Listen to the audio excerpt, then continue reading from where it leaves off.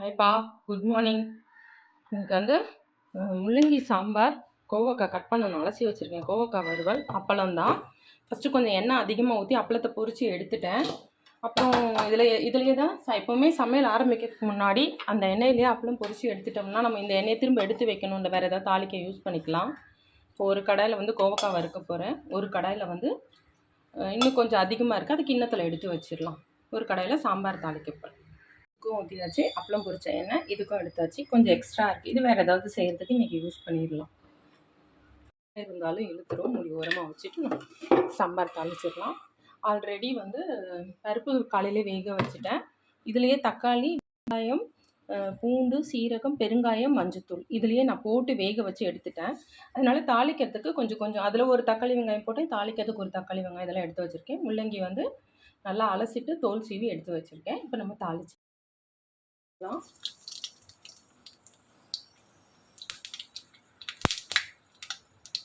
காஞ்ச மிளகாய் போட்டுக்கலாம், கருவேப்பிலை போட்டுக்கலாம்,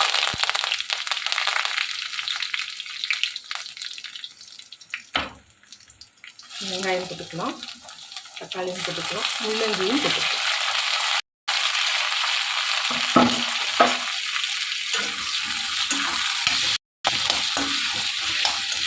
ஆல்ரெடி பருப்புலையே சீரகம், பெருங்காயம் இதெல்லாம் போட்டிருக்கிறதுனால இதில் சீரகம், பெருங்காயம்லாம் நான் சேர்க்கல.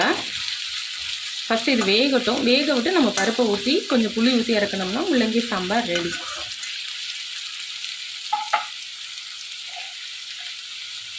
இதெல்லாம் ஊற்றி சேர்த்துக்கலாம்.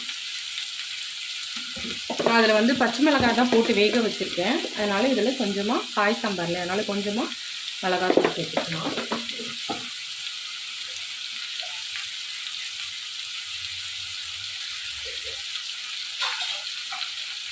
தண்ணி சேர்த்துக்கலாம்.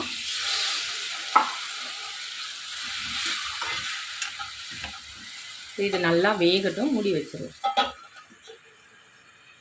நம்ம வந்து கட் பண்ணிடலாம்.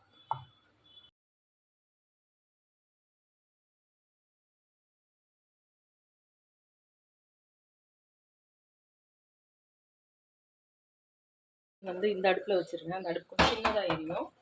கோவக்காய் தாளிக்கிறது இந்த கடாயை வச்சாச்சு. கொஞ்சமாக அந்த எண்ணெய் வச்சுட்டேன்.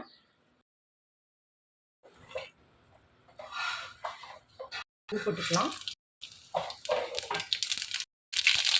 அவ்வளோதான், ரொம்ப வெங்காயம் எல்லாம் தாளிக்கல.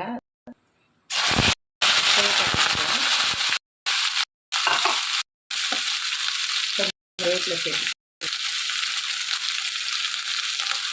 உப்பு சேர்த்துக்கலாம்.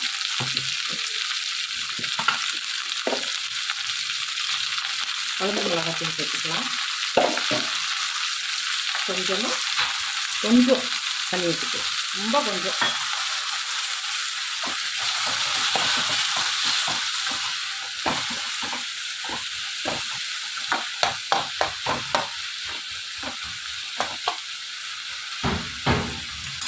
இப்போ சாம்பாரில் இந்த மூடியை எடுத்து இதில் மூடிட்டு சாம்பார் என்னாச்சுன்னு பார்ப்போம். காய் ஓரளவு வெந்துருச்சு. இப்போ இந்த டைமில் இந்த வேக வச்ச பருப்பை ஊற்றிட்டு கொஞ்சமாக புளித்தண்ணி கரைச்சி வச்சுருக்கேன், புளித்தண்ணி சேர்த்துக்கலாம்.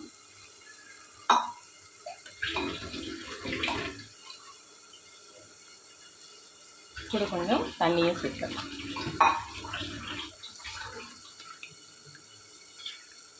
இது நல்லா கொதிக்கட்டும். லைட்டாக கொஞ்ச நேரம் மூடி இதுவான சிம்மில் வச்சு விட்டுடலாம்.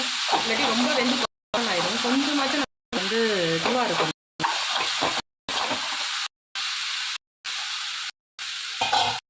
சாம்பார் அதில் பருப்புலாம் போட்டாச்சு இல்லையா, இப்போ இதை மூடி வச்சு இது அப்படியே சிம்மில். சாம்பார் என்னாச்சுன்னு பார்ப்போம். சூப்பராக காய் வெந்துருச்சு, கரெக்டாக இருக்குது. நம்ம அடுப்பை வந்து நிறுத்திட்டு சாம்பாரை பாத்திரம் மாற்றிடலாம். மாற்றிட்டு இதில் வந்து முட்டையும் முருங்கைக்கீரையும் சிம்பிளாக ஒரு பொரியல் மாதிரி பண்ண போகிறேன்.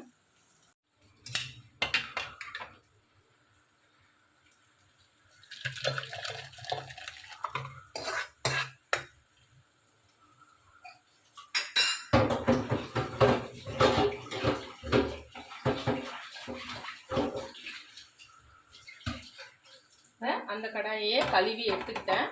இதில் தான் தாளிக்க போகிறோம்.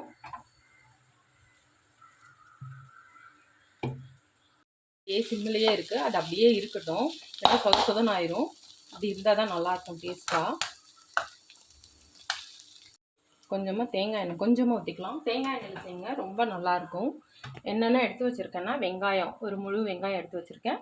காரத்துக்கு வந்து மிளகாத்தூள் போட போகிறதில்ல, காஞ்ச மிளகாவும் தாளிக்க போகிறதில்ல. மிளகுத்தூள், சீரகம், உப்பு, முருங்கைக்கீரை, ஒரே ஒரு முட்டை, மஞ்சத்தூள். இது வச்சு தான் நம்ம முட்டை முருங்கைக்கீரை பொரியல் பண்ண போகிறோம். வாங்க பண்ணிடலாம்.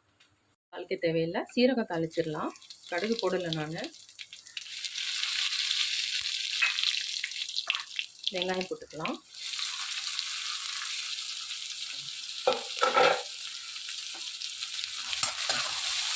கருவேப்பிலை போட வேணாம், உங்களுக்கு தேவைன்னா போட்டுக்கோங்க. முருங்கீரையோட கருவேப்பிலை போட்டால் அது கொஞ்சம் இதுவாக இருக்கும்.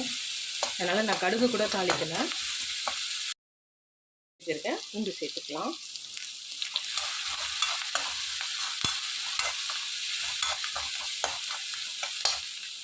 இது கூடயே நம்ம உப்பு கொஞ்சமாக சேர்த்துக்கலாம்.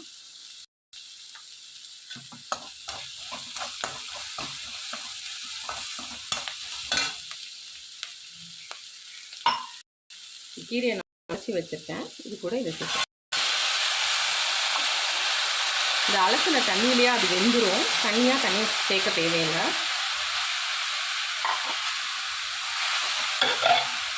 இப்போ ஒரு 2 நிமிஷம் வச்சிடலாம். பார்ப்போம். இந்த அளவு வதங்கினா போதும். இந்த டைமில் இந்த முட்டை வச்சுருக்கோம் இல்லையா, முட்டையை ஊற்றிடலாம். தேங்காய் போடுற மாதிரி அடுப்பை சிம்மில் வச்சுட்டு நல்லா கிண்டி விட்டுடலாம். கொஞ்சமாக மஞ்சத்தூள், மிளகுத்தூள் கொஞ்சம் நிறையாவே சேர்த்துக்கிறேன். அவ்வளோதான். சிம்மில் வச்சு நல்லா கிண்டி விட வேண்டியதான். முட்டை முருங்கைக்கீரை பொரியல் ரெடி ஆயிடுச்சு. நம்ம இதை வந்து பாத்திரம் மாற்றிடலாங்க.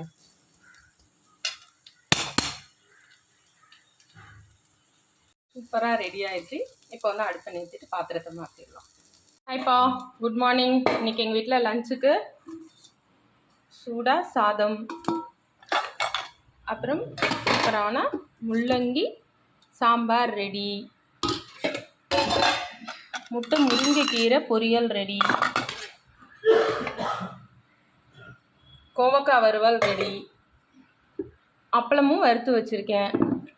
அப்புறம் புதினாவும் வேர்க்கடலையும் போட்டு ஒரு துவையல். இன்றைக்கி எங்கள் வீட்டோட லஞ்ச் இதுதான். வாங்க சாப்பிடலாம். என்னதான் கூட்டு பொரியல் துவையல்லாம் இருந்தாலும் சாப்பிடும்போது ஒரு ஆம்லெட் போட்டு சாப்பிட்டா ரொம்ப டேஸ்ட்டாக கூட கொஞ்சம் சாப்பாடு இறங்கும். அதனால் தேங்காய் எண்ணெயில் ஒரு முட்டை ஆம்லெட். தேங்காய் எண்ணெய் தான் ஊற்றிருக்கேன். வெங்காயத்தை நல்லா மண்டையாக கட் பண்ணி போட்டாச்சு. கொஞ்சமாக உப்பு போட்டுக்கலாம். சீரகத்தை எடுத்து கையில் வச்சு இப்படி கசக்கிட்டு போட்டிங்கன்னா நல்லா வாசனையாக சூப்பராக இருக்கும்.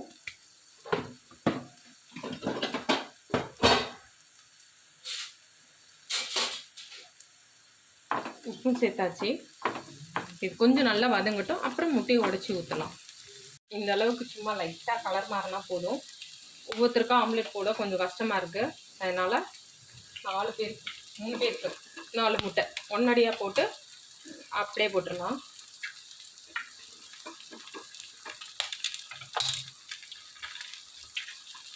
நான் வந்து இதில் வந்து பச்சை மிளகாவும் சேர்க்கல, காஞ்ச மிளகாவும் சேர்க்கல, மிளகுத்தூள் மட்டும் போட்டுக்கலாம்.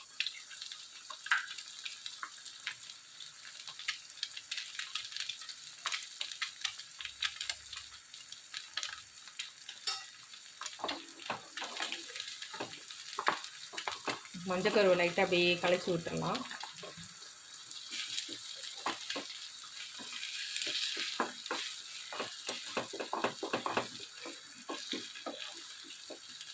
இப்போ கொஞ்சம் லைட்டாக அவ்வளோதாங்க. சூப்பராக இப்படி ஒரு பரட்டு போட்டிங்கன்னா நல்லாயிருக்கும். கரண்டினா கூட பிஞ்சிரும். இது லைட்டாக இப்படி போட்டு எடுத்திங்கன்னா சூப்பராக, உள்ளே லைட்டாக வேகாமல் இருக்கணும், வெளியே வெந்திருக்கணும். அப்போ தான் முட்டை டேஸ்ட்டாக சூப்பராக இருக்கும். அவ்வளோதாங்க, சூப்பரான முட்டை ரெடி. அவ்வளோதான்ப்பா. உங்களுக்கு இந்த வீடியோ பிடிச்சிருந்தா லைக் பண்ணுங்கள், ஷேர் பண்ணுங்கள், கமெண்ட் பண்ணுங்கள், சப்ஸ்கிரைப் பண்ணுங்கள். அடுத்த வீடியோவில் பார்க்கலாம். பாய்.